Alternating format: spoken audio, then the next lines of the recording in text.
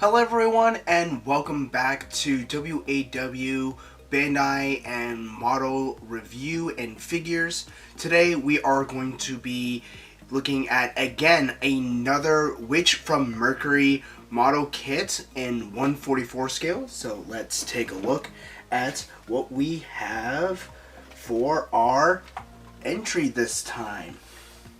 So we are looking at the Mobile Suit Gundam Lfrith UR, and the pilot is Sophie, and she is basically from like Earth Federation equivalent. So this is basically the character right there, as we can see right there. Again, the box art looks fabulous. We can see a front and back for the posability for this unit. And on the other side, we also have wonderful art as well, depicting another battle kind of posing. So yeah, this is looking fairly nice. The art is phenomenal. Again, this is a 1/44 scale kit. This just came out this year, so you can see it's a 2023. And I just watched the latest episode of Witch from Mercury from second season, and it is a must-watch. So without further ado, let's roll intro and take a look on the inside for this unboxing for the Witch from Mercury Lfrith UR.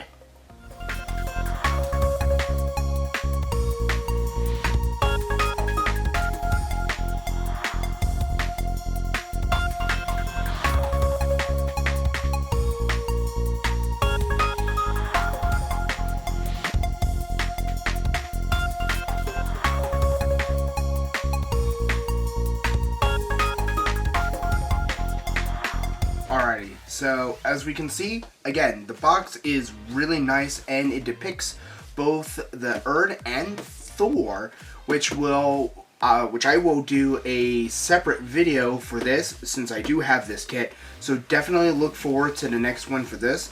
But in the meantime, let's take a look at Lfrith UR.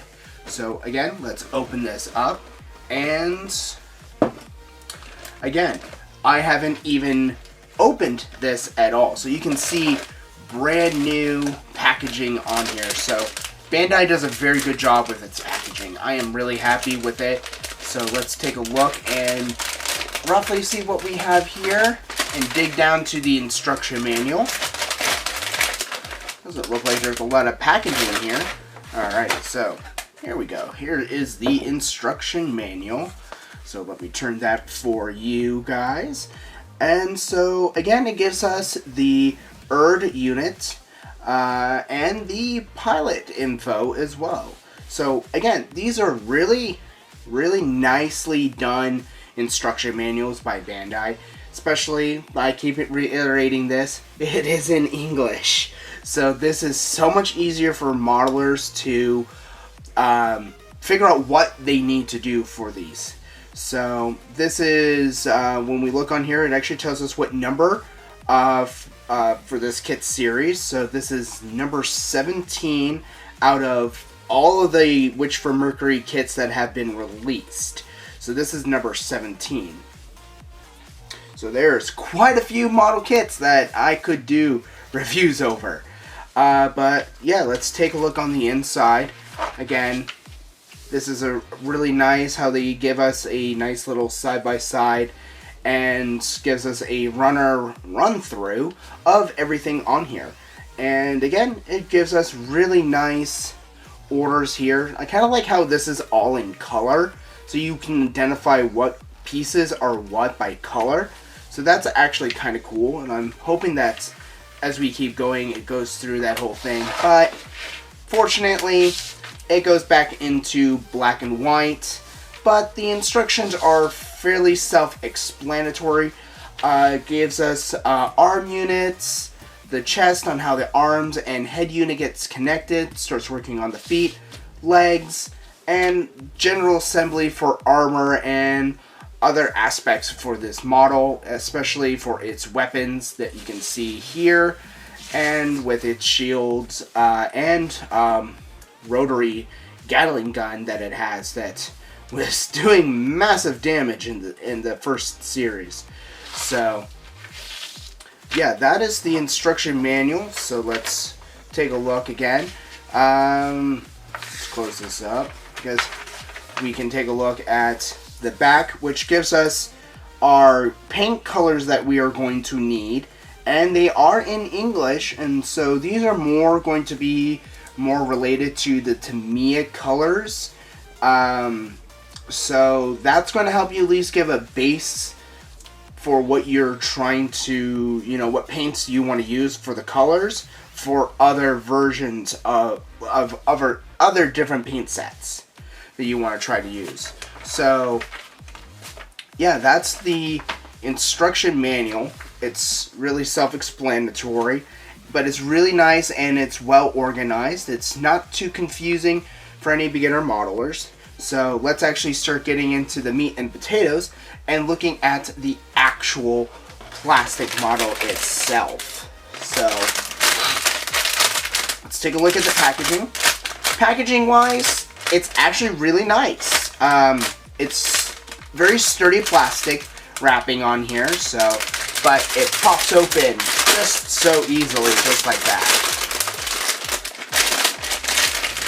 So let's take a look and see what parts we got here. Okay, so we got two runners here. We got runners D and C. And as we can see, a lot of this is going to be more for the joints and activation for its Gundam frame. It's actually fairly well, so this is a brownish color. And we also have jet nozzles here, so you could easily paint those like a copper color or burnt copper. So again, a lot of customization that you can do for these kits. But yeah, overall it's looking really nice. The plastic is nice and firm. Bandai has always done really hard, firm plastics. So I'd still recommend getting really good sharp nippers to benefit for you don't have any white tearing in the plastics.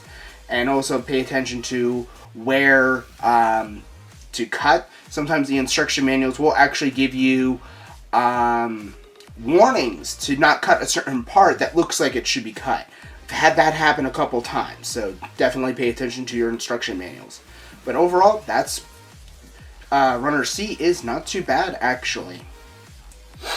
Now moving on to, again, Runner D. This is where we actually have the Gatling gun.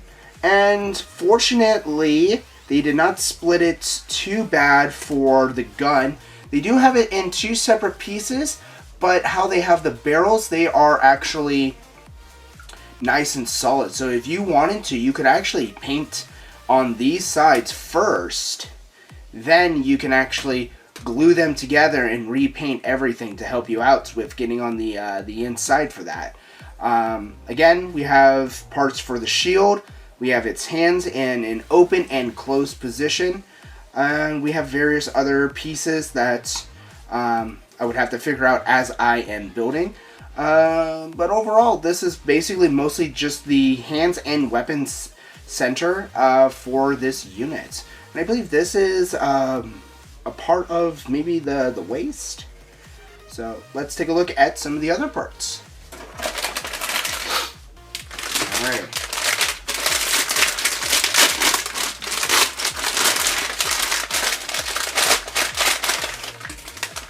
Alright, just step aside. Alright, so we got 3 runners in here. So we have got runners B1 and B2. So what that means is these runners are semi-identical for the most part. So, or they go really hand in hand with each other. So again, we have probably the arm and legs armor piece. We have the head, the feet, and when we have the head on this one. And this looks like it's more of a turquoise blue color for this, so that's going to be an interesting color to try to match, because most times they're like blue, but this is like a turquoise kind of aqua blue. So again, the plastic is really nice, a lot of really nice detail. Painting will benefit for this if you don't want to stray build, because there's a lot of aftermarks for the molding that you can. It's hard to see on this, but you can kind of see some spots on here, little flesh marks and all that. If you're just straight building, that's not too much of an issue. But to hide those, either a nice buff or painting it will basically do. So again, we have the front and probably back armor pieces for the Erd. And yeah, this is looking really nice. Nice and sturdy plastic. And again, these aren't really too bad of parts. Again, this is a high grade, so the quality is not going to be as high as a real grade, or as many parts or flexibility, but overall this is actually going to be a really fun kit to work on. Another thing that they actually have, and that is PVC clear beam sabers, or blue I should say, and these actually look fairly good. They're about the standard beam sabers that most Gundam kits come with, so that's pretty nice that they always include some beam sabers with that. Now we are on our last one.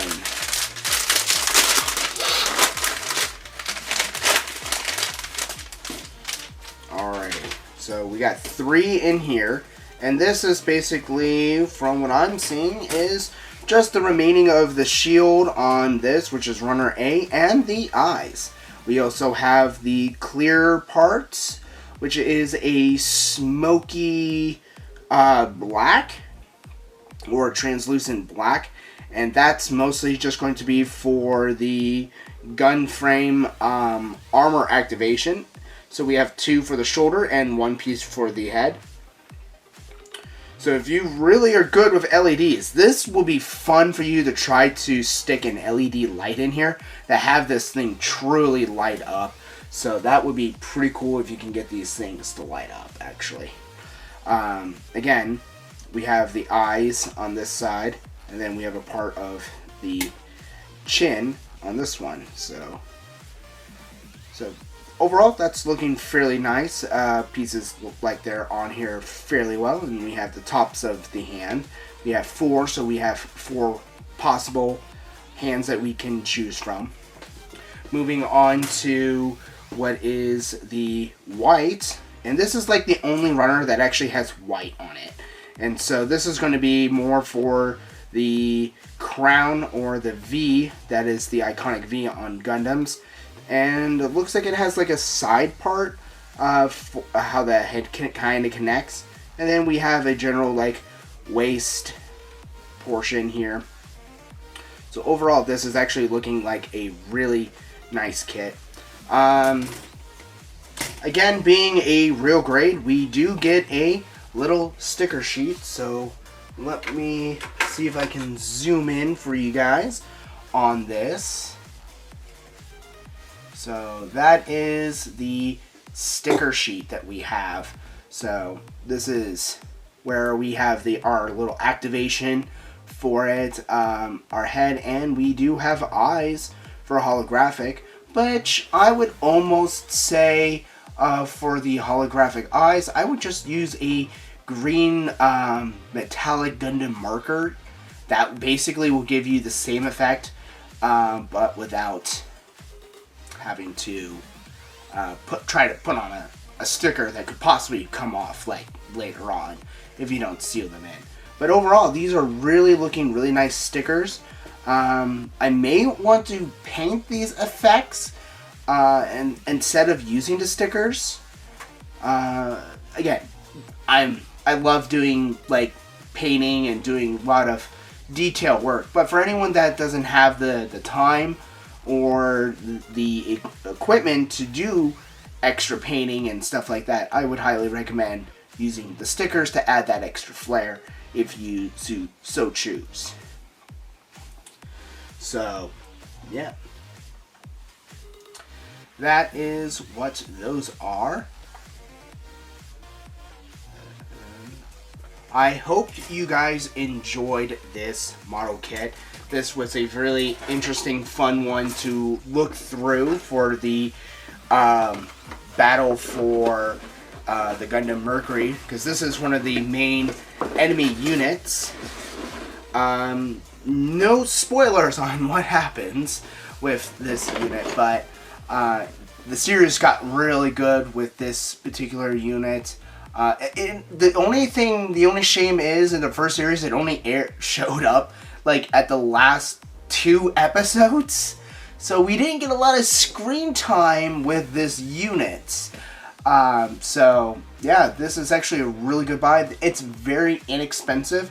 Most high grade kits only run about maybe $25 to maybe $30 on average. So again, these are really good. If you can try to get these, I highly recommend it if you are starting to get into Witch for Mercury, because this is a awesome kit. So again, if you like this kind of content, please like and subscribe. Leave comments down below on what you think is probably by far one of the best mech series. It's not the greatest, but let's just say season 2 is making up for what I thought was going to be kind of a mix of like how gun builders, or I just butchered that name, build fighters with the school environment, but with actual mechs. This went really dark real fast, which from when I talked to some of my friends, they enjoyed that little roller coaster, which Gundam is famous for pulling at your heart and ripping it out of your chest. But I digress on that. But again, if you want to leave a comment on what your favorite Witch for Mercury mech is, feel free to leave it down in the comments below.